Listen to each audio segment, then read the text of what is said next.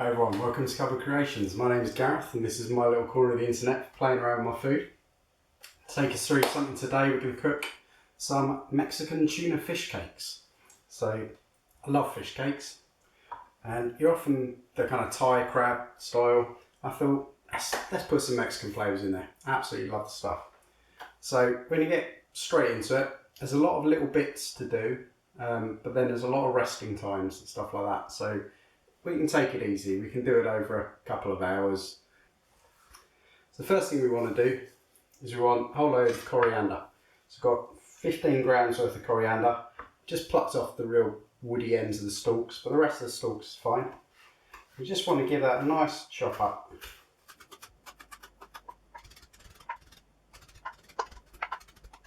Okay, that's that. We're just going to add that to a bowl. Now to that, we want a chilli. So I'm going to use a whole red chilli. These aren't particularly hot ones, but yeah, it's Mexican, it's got to have a bit of chilli in it. So we're just going to chop those into really small bits.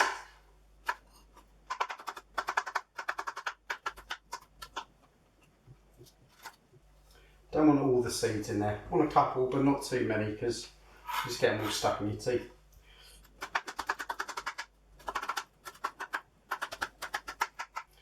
Okay, exactly the same. Just whack those in a bowl. Now we're going to put in the juice of one lime. So give that a good old juice up.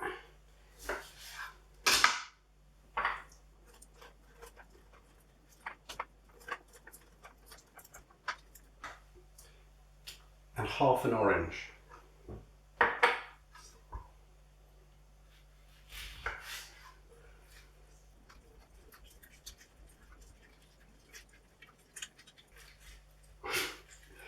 Give it a good squeeze.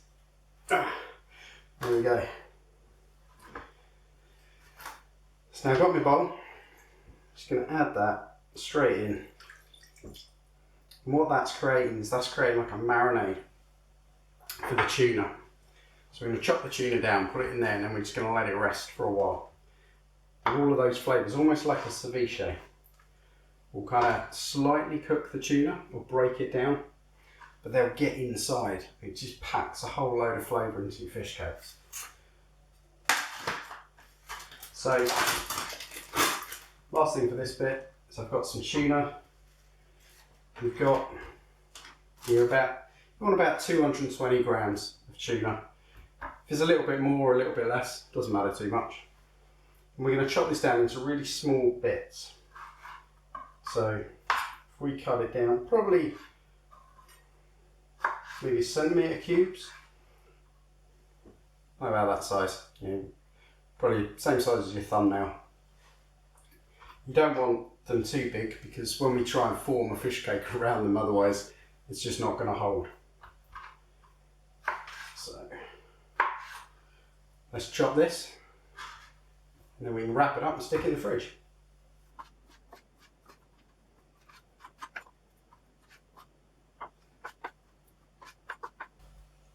And there we go. All my tuna. Just give it a good old mix around with your hands.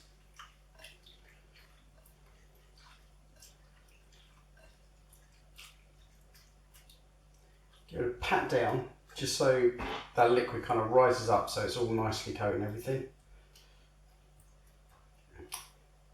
And then all we're going to do is shove a bit of cling film over the top, whack it in the fridge, or we crack on with the next thing. Okay, so our fish is in this marinade, it's in the fridge, that's going to sit there. We're going to turn our attention to the potatoes, because fish cakes without potatoes, can't really do it. So we need something that just binds it all together. Now you can do it one of two ways. You can just boil your potatoes, mash them up and use a mash. I prefer myself to bake them, just because I find you get a much fluffier kind of potato, and I think that really helps with the fish cake. So I'm going to do this really simply. Just going to make a couple of stabs in them.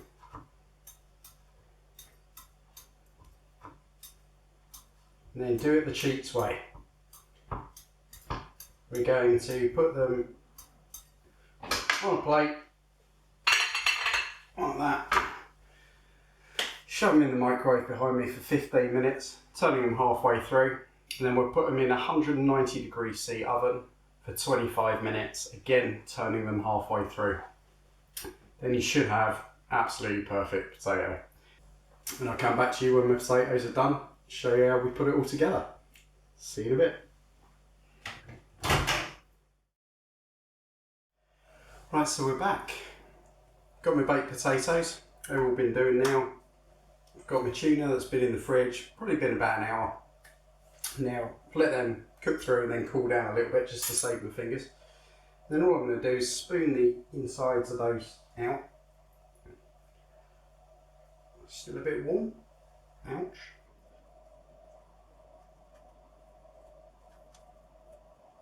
Lovely. So that's it. We're just going to give that a bit of a break up. So we just want to give it a little mash.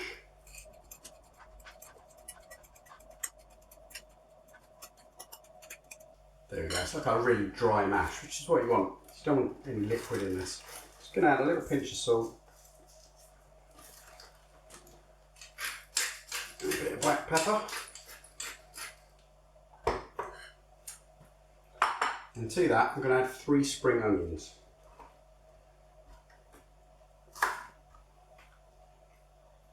I'm just going to cut these really, really fine.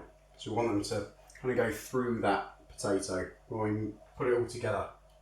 Kind of break them up a bit as you put them in.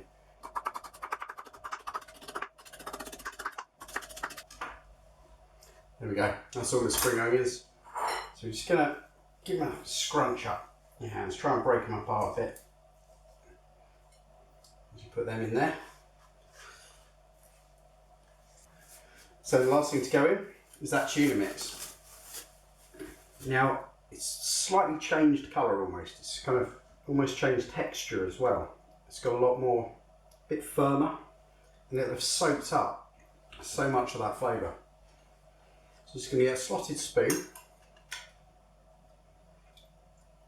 Just give it a little squeeze as you put it, because you don't want too much of the liquid in here. You want a bit, but in whatever's covering the tuna should be enough. Just give that a squeeze there. Now, get your hands really dirty. You just want to mix that all together. So you get a nice even mix, potato and tuna. You can smell it now, it's really strong. Kind of citrusy, kind of coriander smell, it's lovely. Okay, that looks pretty even. So there's our mix. Now nice and simple, split it in two, hopefully equally sized. A bit more on that one, a bit more on that one. Perfect. And then just with our hands, I'm going to make those into little kind of little rounds, flatten them out a little.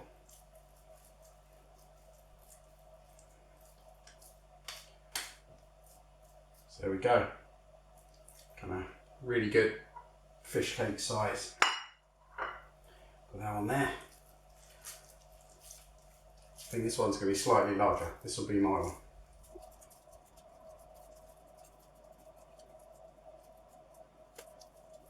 There we go. Looks great. It's about the size of a ½ pounder. Lovely. So that's that. They're all shaped.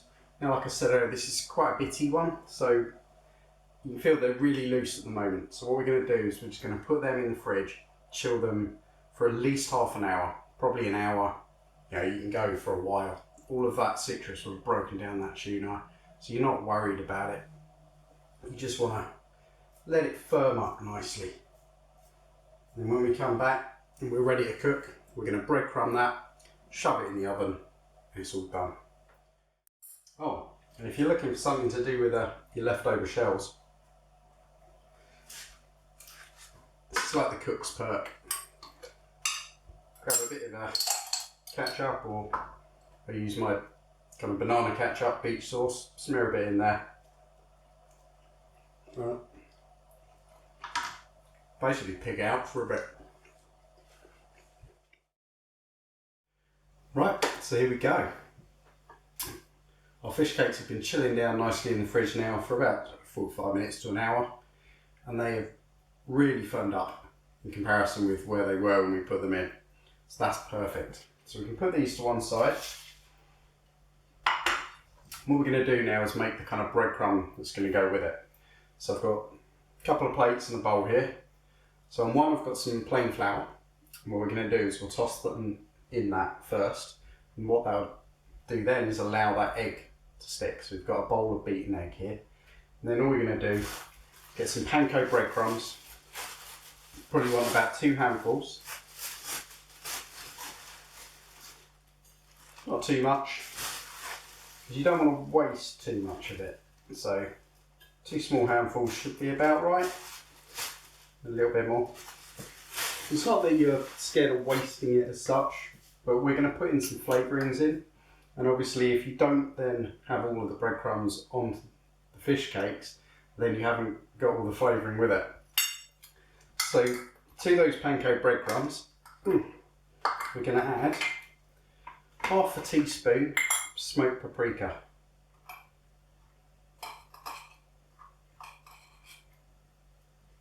Okay,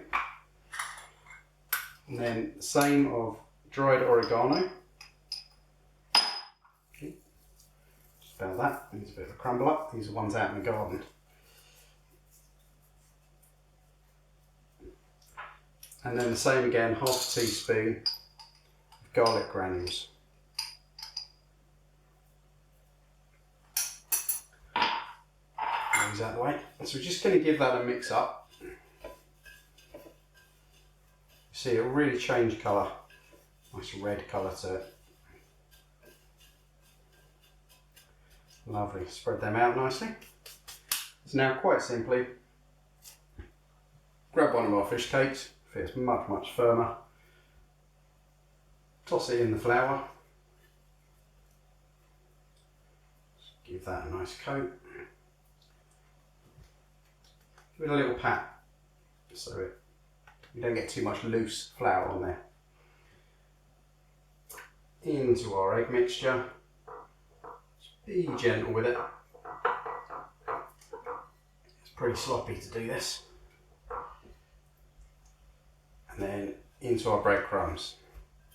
And we just give that really good coating.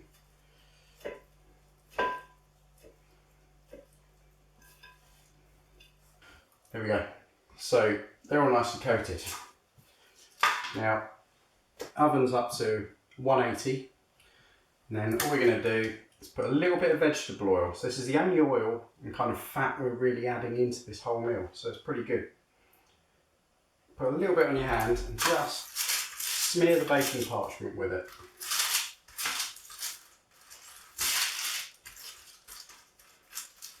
What that would do is, as with those breadcrumbs, they'll kind of soak up a bit of that oil and it will crisp them up nicely. So go, let's get that on there.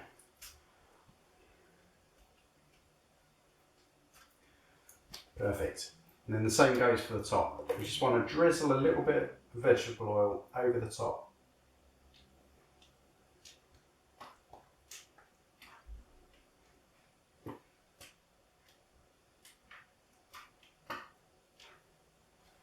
Okay. Again, that'll just soak in, really crisp it up nicely. And you got left, give it a rough sprinkle over the top. Don't want to waste it. And that's it. So we're going to whack those in the oven, 180 degrees, for about 25 minutes. And they should crisp up nicely, come out perfect.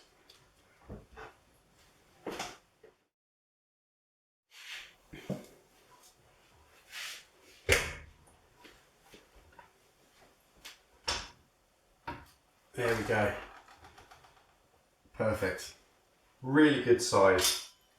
One of the big things I hate about fish cakes is, you get one on your plate and you're thinking, who stole the other half of my dinner?